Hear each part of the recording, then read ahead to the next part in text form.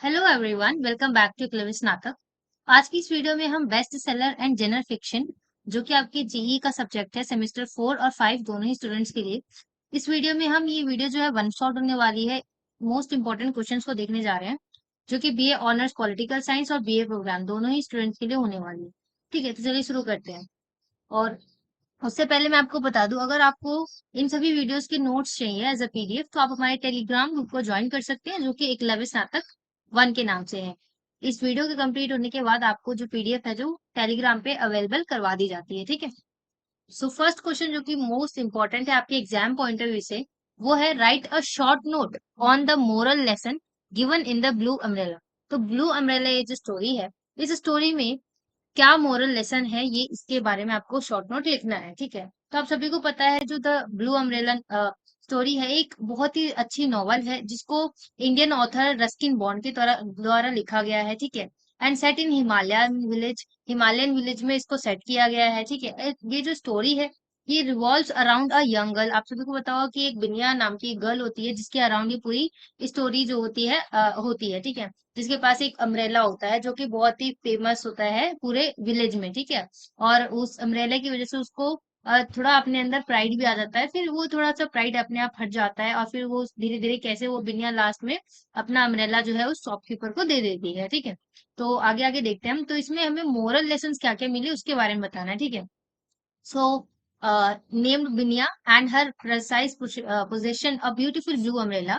The narrative beautifully inscripts several moral lessons. तो आप सबको पता होगा कि इस नॉवल में जो है बहुत सारे अलग अलग तरीके के नॉवेल्स में जो है ये मोरल जो है यहाँ पे मिले हैं। तो अगर हम बात करें, तो आपने देखा होगा कि कैसे एक जो सच्ची हैप्पीनेस होती है, ट्रू हैप्पीनेस की अगर हम बात करें, can be found in appreciating the small pleasure of life. कैसे जो बिनिया होती है वो छोटी छोटी चीजों को इंजॉय करती है। तो यहाँ पे एक मोरल लेसन ये हो सकता है कि कैसे इस नॉवल में आपको देखने को मिलता है कि जरूरी नहीं है कि अगर आपको कोई बहुत बड़ी चीज मिलेगी तभी आप खुश होंगे। आपके लाइफ के हर फेज में, चाहे वो छोटी ही चीज क्यों ना हो, अगर आप उसको अप्रिशिएट करते हैं, उसको एक्सेप्ट करते हैं, तो हर छोटी सी छोटी चीज में भी जो है प्लेजर होता है। ठीक है।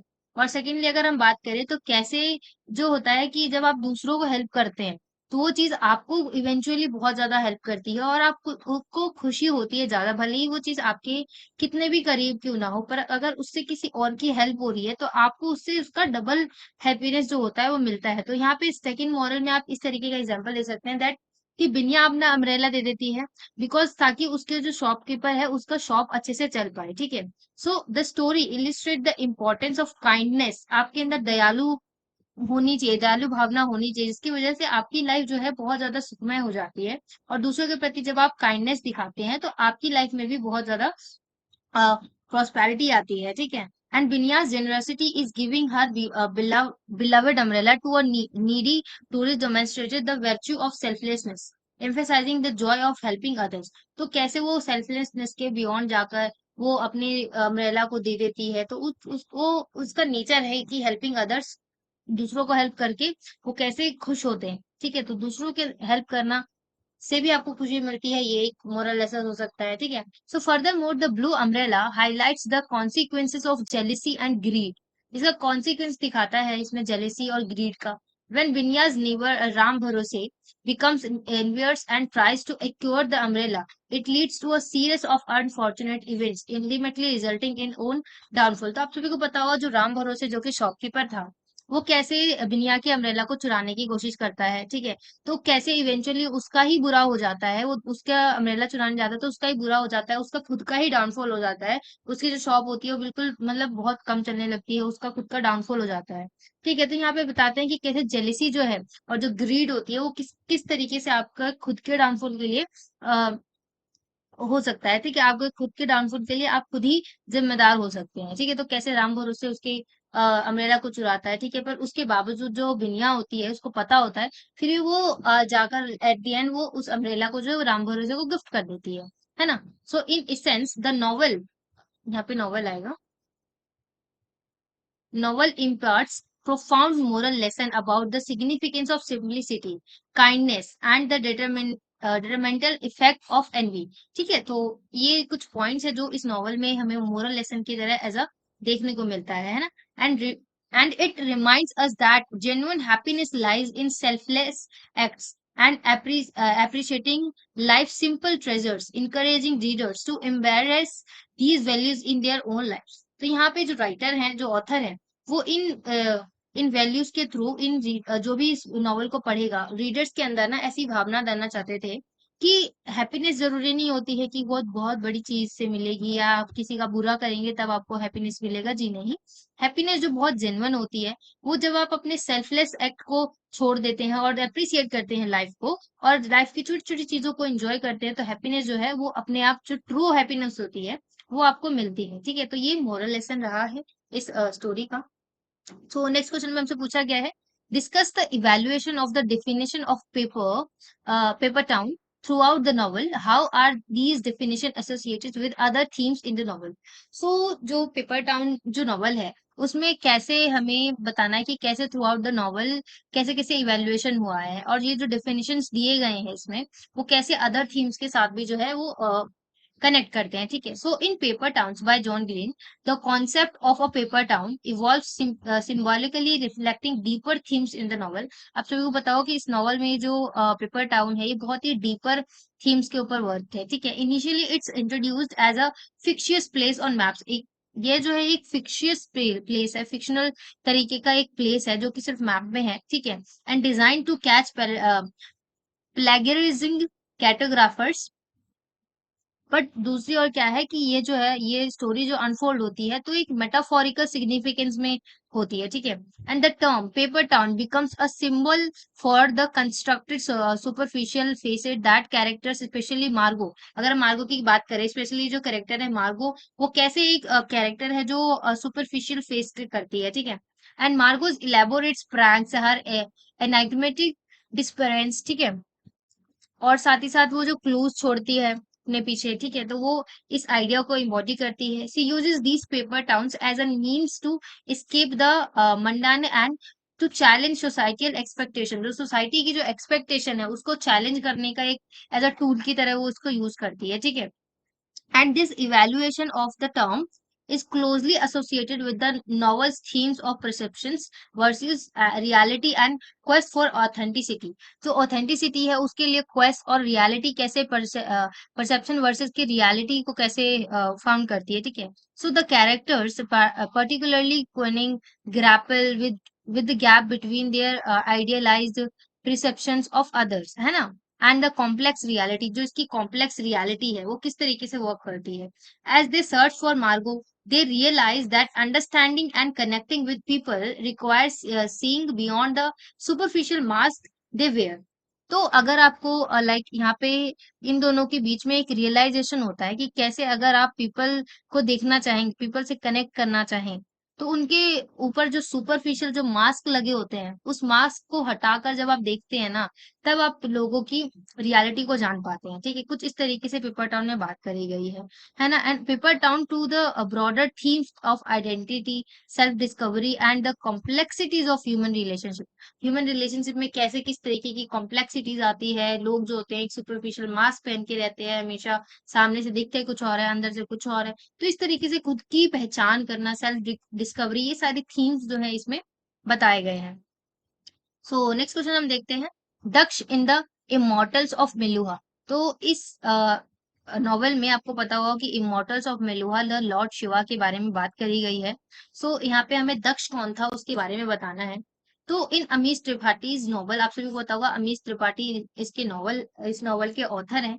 ठीक है, Daksha is a central character and plays a pivotal role in the unfolding of the epic tale. तो आप सभी को पता भी होगा कि ये नॉवल के साथ साथ जो है ये एक एपिक टेल है। ठीक है, एक एपिक टेल है जो कि अमीश त्रिपाठी द्वारा लिखा गया है, जो इमोर्टल्स ऑफ मेलुहा, जिसका मेन कैरेक्टर अगर हम बात करें सेंट्रल कैरेक्टर की तो वो दक्ष है। ठीक है, so Daksha is the revered king of the Suryavanshi tribe. आपको पता हुआ इसमें दो तरीके के ट्राइब बताए गए हैं, सूर्यवंशी एंड चंद्रवंशी। तो जो जो सूर्यवंशी ट्राइब है उसके ही जो किंग है वो दक्ष है। ठीक है, and one of the two primary clans in the ancient land of Meluha. Meluha के जो प्राइमरी क्लैंस है उसका एंशियंट लैंड का दक्ष जो है वो एक किंग है, ठीक है। And he is portrayed as a wise and just ruler known for his profound knowledge and adherence to the principle of dharma।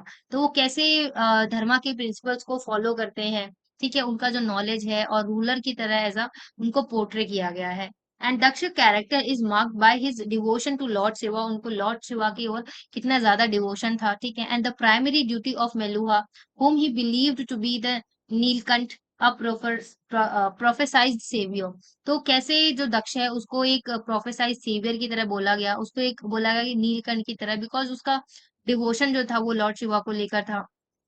तो कैसे वो नीलकंठ और एक उसको जो है एक तरीके से सेवियर की तरह बताया गया वहां का, ठीक है। And when Shiva arrives in Meluha, Daksha is the instrumental in recognizing him as the Nilkant and supports him in his quest to fulfill the destiny that awaits him। तो कैसे जब वो दक्ष शिवा आते हैं तो मेलुहा में, तो वो कैसे देखता है अपने आप को खुद को एज अ नीलकंठ की तरह रिकॉग्नाइज करता है ना। And throughout this story, Duck's character showcases his unwavering commitment to the welfare of his people।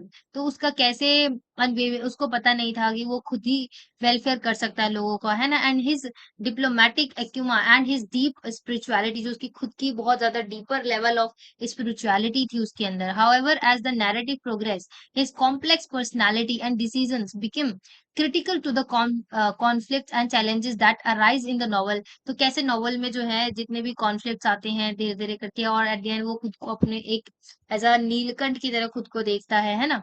And Daksha's character in in the immortals of Meluha is a blend of leadership, devotion and integrity. तो उसके अंदर आपको पता हो कि कितने तरीके के उसके अंदर खुद के अंदर लीडरशिप का भी पावर था, डिवोशन था उसको शिवा की तरफ लेकर, शिवा के टुवर्ड्स, ठीक है। And to the rich tapestry of his mythological fantasy novel, ठीक है। तो ये जो फैंटेसी नॉवल की तरह एक जो काम किया, तो अमीश त्रिपाठी के जो नॉवल था बहुत ही वर्क करा था, जिसमें जो इमॉर्टल्स ऑफ मेलुहा है उसमें दक्ष को एक सेंट्रल कैरेक्टर की तरह बताया गया है, जिसके अराउंड जो है ये पूरा नॉवल बेस्ड है, ठीक है। सो नेक्स्ट क्वेश्चन हम देखते हैं, why does Binya's blue umbrella became her pride and why does she give it to Ram भरोसे। आप सभी को पता हो कि कैसे जब बिनिया को उसका अम्ब्रेला मिलता है तो पूरे गांव में चर्चा होती है, पूरे गांव को पता चल जाता है कि बिनिया का ये अम्ब्रेला बहुत ब्यूटीफुल है, गांव में सबसे ज्यादा ब्यूटीफुल अम्ब्रेला है। तो इस चीज को लेकर उसके अंदर थोड़ी सी प्राइड भी आ जाती है बिनिया के अंदर। और फिर एट दी एंड वो बिनिया के साथ ऐसा क्या होता है कि वो राम भरोसे जो कि एक शॉपकीपर था उसको वो अपना अम्ब्रेला गिफ्ट कर देती है। तो इसके बारे में आपको बताना है। तो इन रस्किन बॉन्ड्स नॉवल, यहाँ पे नॉवल आएगा, तो अगर हम उसके प्राइड की बात करें, उसका जो सॉरी बिनिया का जो ब्लू अम्ब्रेला था वो उसका प्राइड क्यों बन गया था, बिकॉज उसका जो अम्ब्रेला था ना वो बहुत रेयर ही मिलता था और वो बहुत ही ज्यादा सुंदर था। इसकी वजह से जो था बिनिया के अंदर थोड़ा सा प्राइड आ गया था, ठीक है। एंड बिनिया a simple village girl acquires that acquires the sticking blue umbrella from a visiting tourist, making it a symbol of her new found status and a unique position in her village. तो कैसे उस tourist ने उसको umbrella दिया था, जिसकी वजह से क्या हुआ था, उसका पोजीशन जो था बहुत ही यूनिक बन गया था उसके विलेज में। एंड इट्स वाइब्रेंट कलर, उसका जो कलर था अम्ब्रेला का वो बहुत ज्यादा वाइब्रेंट और एलिगेंट था, और डिजाइन बहुत ही ज्यादा एलिगेंट था। Set it apart in the rustic surrounding of the Himalayan village, evoking envy and fascination among the village. तो विलेजर्स के अंदर जो था उस अम्ब्रेला को लेकर बहुत ही ज्यादा, मतलब बहुत ज्यादा इफेक्ट पड़ा था विलेजर्स को लेकर, कि विलेजर्स को कि वाओ कितना अच्छा अम्ब्रेला है, इसकी डिजाइन कितनी एलिगेंट है, कलर कितना वाइब्रेंट है इसका। पूरे विलेज में, उसके आस पड़ोस के विलेज में कहीं पे उस वैसा अम्ब्रेला जो था मिलता ही नहीं था। ये एक रीजन था जिसकी वजह से बिनिया के अंदर थोड़ा सा प्राइड आ गया था। एंड देन क्या हुआ कि Binya decision to give blue umbrella to Ram Bharose the old shopkeeper stem from a combination of innocence and her desire for recognization. तो ताकि उसका खुद के अंदर बिनिया जो थी बहुत स्मॉल गर्ल थी, विलेज की, ठीक है। तो उसके अंदर इनोसेंस भी था, और उसका जो डिजायर था जो रिकॉग्नाइज होने का, वो उसकी रीजन बना राम भरोसे का को जब उसने देखा कि राम भरोसे बहुत ही सैड रहता था, उदास रहता था, खुश नहीं रहता था जब से उसका शॉप चलना बंद हो गया था।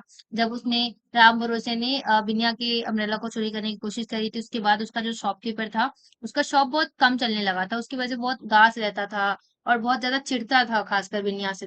तो फिर बिनिया ने डिसाइड किया कि वो उस अम्ब्रेला को ना राम भरोसे को गिफ्ट कर देगी। ठीक है, देन वो गिफ्ट भी कर देती है। And Ram Bharose initially covered the umbrella, offering to buy it from Binya. तो वो बिनिया से ऑफर करता है कि मैं आपके इसको अम्ब्रेला को खरीद लूंगी, बट शी रिफ्यूजेस, बस वो मना कर देती है कि नहीं, मैं नहीं दूंगी। However when she inadvertently causes harm to the umbrella, she feels guilty and responsible for. फिर जब क्या होता है, वो मना कर देती है पैसे से देने के लिए। फिर कुछ समय बाद जब वो रियलाइज करती है कि कैसे इस अम्ब्रेला की वजह से जो राम भरोसे है उसकी लाइफ अच्छी नहीं हो रही है, उसको हार्म का सामना करना पड़ रहा है, बहुत सैड रह रहा है, उसकी लाइफ जो है उस डाउनफॉल आ गया उसकी लाइफ में उस अम्ब्रेला की वजह से। तो इसको ये रियलाइज होता है बिनिया को। तो वो क्या करती है कि वो सोचती है कि क्या इस अम्ब्रेले से ज्यादा उनकी लाइफ, उसकी लाइफ से ज्यादा इस अम्ब्रेले की वैल्यू है। ऐसा सोचकर वो जो है उस अम्ब्रेला को दे देती है। जब अगर उस अम्ब्रेले से किसी की लाइफ बेटर हो रही है, कोई अच्छा फील कर सकता है, तो उसमें क्या बुरा है। तो ऐसा कुछ सोचकर वो खुद के अंदर गिल्टी फील करती है, और वो सोचती है कि मैं खुद ही रिस्पॉन्सिबल हूँ राम भरोसे के डाउनफॉल के लिए। ऐसा सोचकर वो उस अम्ब्रेला को डिसाइड करती है कि वो उनको ही दे देगी, ताकि उनकी लाइफ में वापस से हैप्पीनेस वगैरह आ जाए। ठीक है, and wanting to make amend and realising that Ram Bharose longing for the umbrella reflects a sense of admiration and desire, she decides to gift it to him as a gesture of goodwill। तो वो एक goodwill, एक अच्छी भावना की तरह gesture के through जो है वो उनको राम भरोसे को वो अम्ब्रेला गिफ्ट करना चाहती थी। ठीक है, and this act of generosity and kindness not only elevates her guilt, but also endeavors her to the village community and helps her mature as a character। तो साथ ही साथ वो बहुत छोटी है, विलेज की बहुत छोटी लड़की है, एक आम सी नॉर्मल सी इनोसेंट सी लड़की है, पर उसके साथ साथ कैसे वो मिच्योरिटी भी दिखाती है, उसका एंडर्स जेनोसिटी के साथ साथ काइंडनेस भी दिखाती है। काइंडनेस के साथ साथ वो कैसे एक मेच्योरिटी का काम करती है, एक मेच्योर कैरेक्टर की तरह पोर्ट्रे किया गया है उसको। ठीक है, and ultimately emphasizing the themes of selflessness and the value of relationship over material possession in the story. तो कैसे सेल्फलेसनेस को हटाकर एक मटेरियलिस्टिक चीजों के लिए, अगर किसी रिलेशनशिप में कुछ गड़बड़ होती है, अच्छा नहीं है वो रिलेशनशिप, तो वो मटेरियलिस्टिक जो चीज है वो बहुत बेकार है। ठीक है, तो मटेरियलिस्टिक चीजों को हटा देना चाहिए अगर किसी रिलेशनशिप को इफेक्ट पड़ रहा है। तो इस थीम को पोर्ट्रे करते हुए यहाँ पे बिनिया जो है किस कैसे अपने अम्ब्रेला को राम भरोसे को गिफ्ट कर देती है, ताकि उसको अच्छा फील हो सके, राइट। सो आई होप कि आपको यहाँ तक सारे क्वेश्चन समझ में आ रहे होंगे। सो नेक्स्ट क्वेश्चन हम देखते हैं, discuss the status of women and differently abled people in the immortals of Meluha.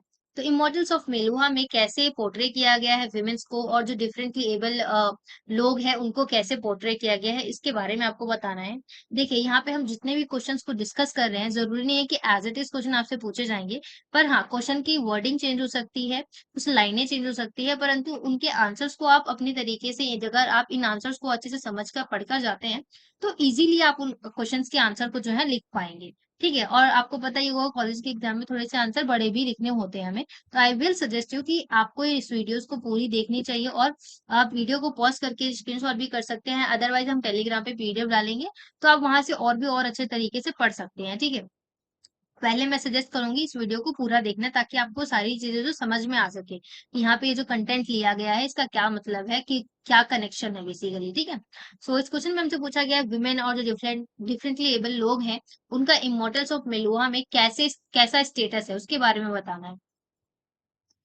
So, in the Immortals of Meluha, the first book of the Shiva trilogy का ये फर्स्ट बुक है, आप सभी को पता होगा, जो कि अमीश त्रिपाठी द्वारा लिखा गया है। The status of women and differently abled people is complex and multifaceted. बहुत ही कॉम्प्लेक्स है और बहुत ही अलग अलग तरीके से, अलग अलग रूप से है, मल्टीफेसेटेड है within the fictional world of Meluha. Meluha एक फिक्शनल वर्ल्ड भी है जिसमें जो है विमेन्स का और डिफरेंटली एबल्ड लोगों का जो है कॉम्प्लेक्स तरीके का कैरेक्टर रहा है।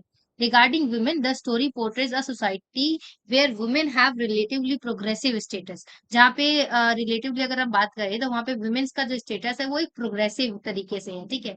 And the society of Meluha recognises the leadership abilities of women with the character of Sati being a prime example. तो कैसे मेलुहा में जो है कि वुमेन्स के अंदर भी लीडरशिप की एबिलिटी हो सकती है, उसको रिकॉग्नाइज किया गया है, और इसका एक अच्छा खासा एग्जाम्पल सती हो सकती है, ठीक है। तो नेक्स्ट हम देखते हैं, Sati is a depicted as a strong willed and influential and her decision carry significant weight in the narrative. However, there are moments in the story where gender biases and patriarchal norms surfaces, but they are often challenged by the characters and the evolving storyline.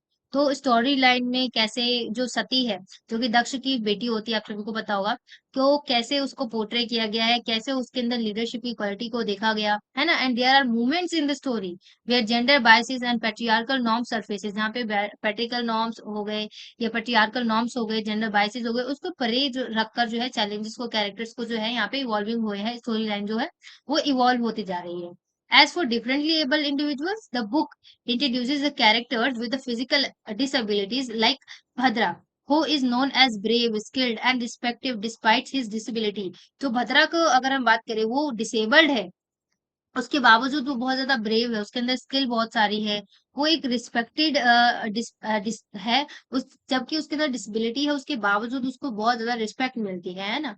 So this portrayal sends a positive message about inclusivity and challenges societal norms related to physical abilities. तो physical disabilities को परे रखकर बद्रा को जो है बहुत ज्यादा respect मिलती थी, बिकॉज वो बहुत ज्यादा ब्रेव थी, स्किल्ड थी, ठीक है। So in summary, the Immortals of Meluha presents a nonsense, nost perspective on the status of women and differently able people, showcasing both progressive elements and traditional norms within its fictional society. जो इसका fictional society है उसके अंदर कैसे progressive elements है, traditional norms के साथ साथ वुमेन्स को पोर्ट्रे किया गया है, डिफरेंटली एबल लोगों को भी बहुत अच्छे तरीके से पोर्ट्रेट किया गया है इसमें, ठीक है। तो कुछ इस तरीके से इसमें वुमेन्स की और डिफरेंटली एबल लोगों की स्टेटस रहा है, ठीक है। सो नेक्स्ट क्वेश्चन हम देखते हैं,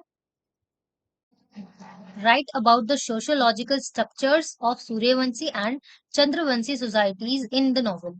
तो इस नॉवल में द इमोर्टल्स ऑफ मेलुहा, जो कि अमीश त्रिपाठी द्वारा लिखा गया है, इसमें जो सूर्यवंशी और जो चंद्रवंशी सोसाइटीज हैं उनके बारे में आपको बताना है, उनका सोसाइटी में क्या स्ट्रक्चर है, ठीक है। तो अगर हम बात करते हैं सूर्यवंशी की, तो ये जो सोसाइटी है इसका portrait as a highly organise and hierarchical structure, ठीक है। तो इसमें हायरार्किकल स्ट्रक्चर है इनका, जो सूर्यवंशी है, ये एक तरीके से ना governance where the somras scare drink, जो एक ना मतलब थोड़ा रिचुअल्स को ज्यादा मानते हैं, जो सोमरस होता है उसके ऊपर भी ये ज्यादा मानते हैं, इसको एक बहुत अच्छा ड्रिंक माना जाता है, ठीक है। The rules including king Daksha holding significant power and are considered divine like figures. तो बेसिकली जो सूर्यवंशीज होते हैं वो एक ऐसे स्ट्रक्चर वाइज, ऐसे सिस्टमैटिक तरीके से चलते हैं जो बहुत ही ज्यादा हायरार्की को फॉलो करते हैं, ठीक है। और साथ ही साथ this hierarchical structure is reinforced by a strict caste system where individuals are categorized based on their roles and duties। उनके roles और duties के according उनको जो है categorize किया गया है, ठीक है। The Suryavanshi prioritize order, law, and discipline, and they maintain a strong military and administrative framework। तो जो सूर्यवंशी है बहुत ही ज्यादा, आप एक तरीके से कह सकते हैं कि क्षत्रिय काइंड ऑफ। तो जो क्षत्रिय लोग होते हैं ना, कि मतलब सोमरस पे बिलीव करना, मारधर करना, एक लाइक एक मिलिट्री की तरह फ्रेमवर्क करना, ठीक है, वो सूर्यवंशी का था, ठीक है। पर दूसरी और अपोजिटली अगर हम बात करें चंद्रवंशी सोसाइटी की, तो it is depicted as more relax and democratic, ये डेमोक्रेटिक तरीके से चलता है और रिलैक्स तरीके से, ठीक है।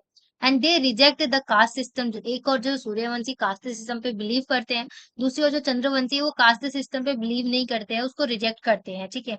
And they believe in individual merit, ठीक है।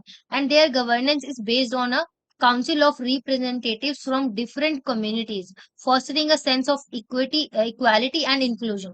जो चंद्रवंशी है वो इक्वालिटी और इंक्लूजन पर फोकस करते हैं। And the Chandravanshis are known for their artistic and cultural pursuits, emphasizing freedom of expression and creativity. उनके अंदर की creativity और जो freedom of expression है, उसके लिए वो जाने जाते थे, चंद्रवंशी जो थी, artistic framework के लिए ज्यादातर. So these sociological differences serves as a backdrop for the story's conflict and interactions, highlighting the clash of values and ideologies between the two societies. जो दो societies हैं, चंद्रवंशी और जो सूर्यवंशी है, उनकी क्या-क्या आइडियोलॉजीज हैं, उसको कॉम्प्लीमेंट करता है इसमें, और कंपेयर करके यहाँ पे बताया गया कि कैसे जो सूर्यवंशी है वो चंद्रवंशी से अलग है. ठीक है. सो नेक्स्ट हम क्वेश्चन देखते हैं. Explain the term muti. तो इस टर्म को आपको एक्सप्लेन करना है. तो ये जो टर्म है जिसको यूज किया गया है, the number one ladies detective agency, ये बेसिकली एक ट्रेडिशनल अफ्रीकन मेडिसिन है जिसको हीलिंग के लिए यूज किया जाता है. ठीक है. And muti involves the use of herbs, roots, animal parts and various rituals to treat physical and spiritual elements. तो जो फिजिकल हो या स्पिरिचुअल एलिमेंट्स होती हैं, उसको ट्रीट करने के लिए बेसिकली ये जो है, ये एक तरह का मेडिसिन है जो होती है, जिसको रूट्स हो गए, हर्ब्स हो गए, एनिमल्स के पार्ट्स हो गए, उनको मिलाकर बनाया जाता है ना. And it's plays a significant role in the culture and belief of the people in Botswana where the story is set. जहाँ पे स्टोरी ये सेट है, वहां के लोग इस चीज पे बहुत ज्यादा बिलीव करते थे. बेसिकली ये उनका एक मेडिसिन था. ठीक है. Mar Ramotswe, the main character and detective, often encounters cases related to Muti, reflecting the blend of traditional and modern values and beliefs in the society she served. The term Muti is emblematic of the rich cultural tapestry depicted in the book. ठीक है. तो ये basically एक तरीके का medicine था. ठीक है. सो नेक्स्ट क्वेश्चन हम देखते हैं. डिस्क्राइब अमा रमोत्सवे कैरेक्टर्स इन डिटेल. जो ये मेन कैरेक्टर है, इसके कैरेक्टर को आपको बेसिकली डिस्क्राइब करना है. तो अगर हम बात करें तो विजडम एंड इंसाइट, ये बहुत ही विजडम इंटेलिजेंट इंसाइट थी. ठीक है. माँ रस्तुबे माँ रमोत्सवे possesses an innate wisdom that allows her to understand people and situations where remarkable clarity, her deep insight into human nature are key to her success as a detective. तो उसको उसके अंदर जो डीपर इंसाइट था human nature को लेकर, वही एक की तरह काम किया उसके सक्सेस को एज अ डिटेक्टिव. ठीक है. एंड सेकंड, अगर हम उसके कैरेक्टर की बात करें तो उसमें आप बता सकते हैं empathy and kindness. She is known for her kindness and compassion, always striving to help others in need. आपने देखा होगा इस नॉवल की स्टोरी को पढ़ते वक्त कि वो बहुत ज्यादा काइंडनेस है और कंपैशनेट होती है, और हर किसी को हेल्प करने के लिए वो आगे बढ़ती है ना. And her empathy is a driven force behind her detective work, as she genuinely cares about the wellbeing of her clients. वो जेनुअनली चाहते थे कि उसके क्लाइंट्स जो है उनका वेलबींग को ध्यान में रखा जाए. ठीक है. और अगर नेक्स्ट कैरेक्टर की बात करें तो उसका, तो strong and moral code. So Mma Ramotswe has a strong sense of morality and justice. She upholds high ethical standards in her personal and professional life. वो चाहे उसकी पर्सनल लाइफ हो या प्रोफेशनल लाइफ हो, वो दोनों ही लाइफ में अपने स्ट्रॉन्ग, बहुत ही ज्यादा स्ट्रॉन्ग एथिकल स्टैंडर्ड्स को फॉलो करती है. साथ ही साथ अगर हम नेक्स्ट कैरेक्टर की बात करें तो रिसोर्सफुलनेस. हर आपको पता होगा कि कैसे उसके पास बहुत लिमिटेड रिसोर्सेज होते थे, उसके बावजूद वो अपने इंटेलिजेंस और इंस्टीट्यूशन के साथ जो है वो ट्रीट कर देती थी.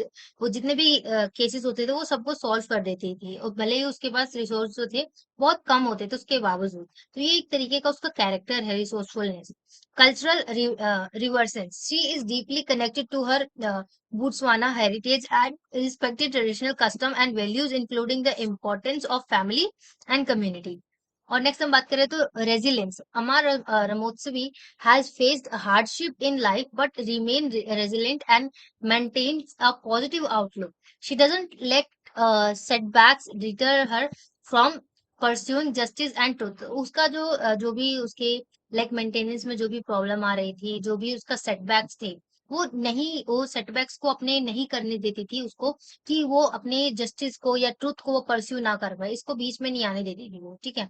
And strong and sense of identity. She takes pride in her identity as a traditional built African woman and confidently challenges societal norms that suggest she should be otherwise, right? So, Ma Ramotswe characters is a unique blend of intelligence, compassion, and cultural richness, making her an enduring and memorable protagonist in the series. Her qualities not only make her an excellent detective, but also a role model for readers, showcasing the power of kindness, empathy. वो साथ ही साथ main character के साथ साथ जो है उसको एक एज अ रोल मॉडल की तरह भी काम करती है वो, कि जो रीडर्स है उनके अंदर काइंडनेस और एम्पैथी और विजडम को लेकर नेविगेटिंग लाइफ के चैलेंजेस को नेविगेट कर सके, राइट।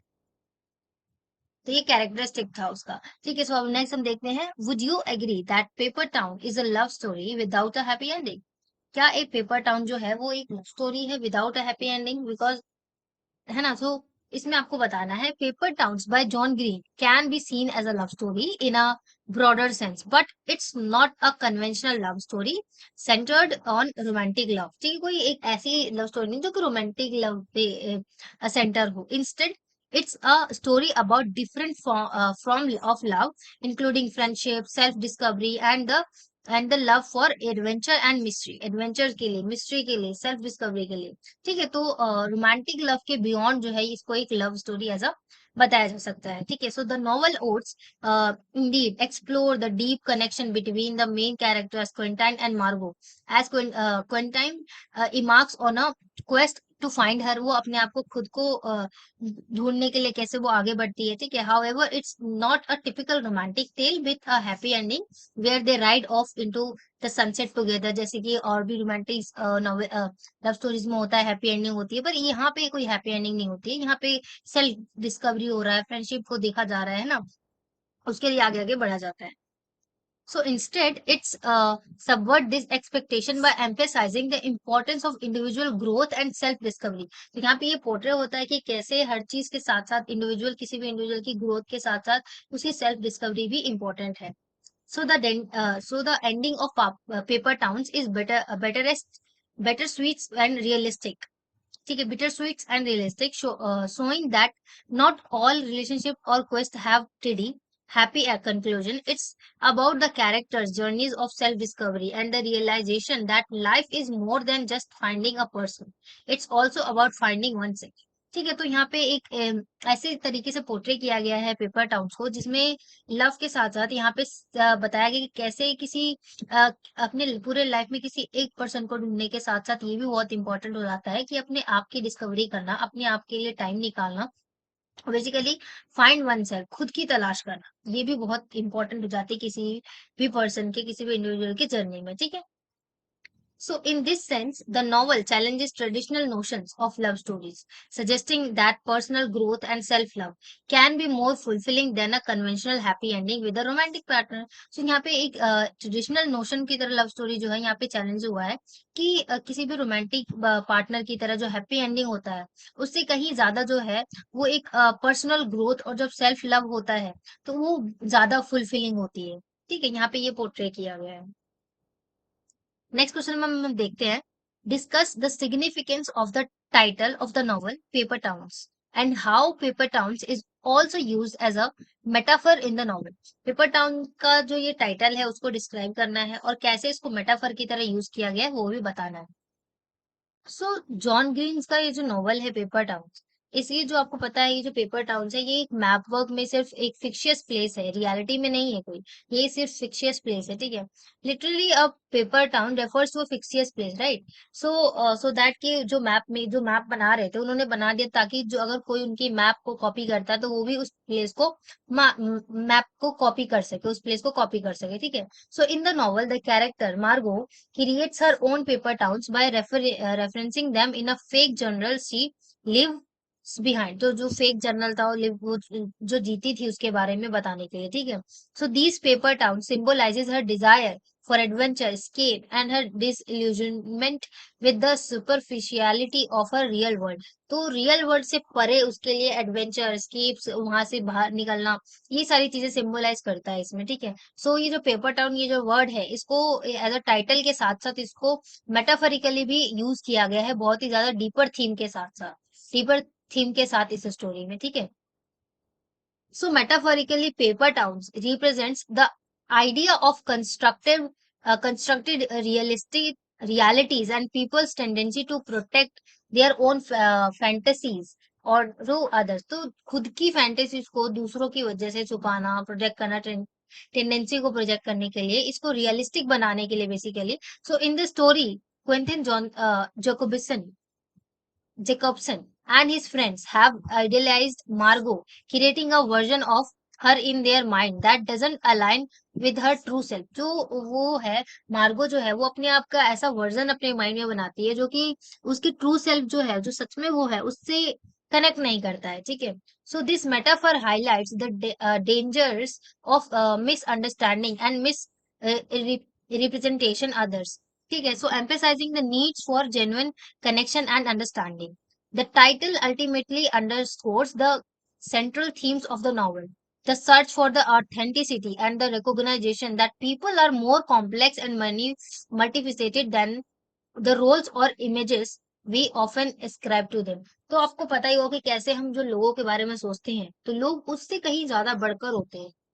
वो दिखते कुछ और हैं, उनके अंदर की बात कुछ और होती है। कुछ ऐसे लिमिटेड ही पर्सन होते हैं जो बहुत ज्यादा रियल होते हैं। ठीक है। जो है वो वैसा ही दिखाते हैं। So, in challenges, the idea of seeing others as two-dimensional and encourages a deeper exploration of their true identities and motivations। तो दूसरों के देखते के साथ साथ आप खुद को कैसे इंकरेज करते हैं एक्सप्लोर करने के लिए, अपनी आइडेंटिटी को, अपने लिए मोटिवेशन ढूंढने के लिए। ठीक है। तो पेपर टाउन को एक नॉर्मल टाइटल के साथ साथ उसको एक तरीके से मेटाफोरिकली भी यूज किया गया है। ठीक है। तो कुछ इस तरीके से आप इस क्वेश्चन का आंसर दे सकते थे कि कैसे जो पेपर टाउन जो टाइटल है उसका सिग्निफिकेंट जो है एज अ नॉर्मल टाइटल के साथ साथ मेटाफोरिकली भी यूज किया गया है। ठीक है। आई होप कि आपको यहाँ तक जितने भी हमने क्वेश्चन डिस्कस करे सारे समझ में आए होंगे, और ये सभी क्वेश्चन बहुत इंपॉर्टेंट है। तो आप इन वीडियो को पूरा देखना लास्ट तक, और जरूर समझकर और पढ़कर अच्छे से जाइएगा। ठीक है। और अगर आपको कोई डाउट हो तो आप कमेंट सेक्शन में लिख सकते हैं, पूछ सकते हैं। और अगर आपको वीडियो पसंद आई है तो do like, share and subscribe, and thanks for watching.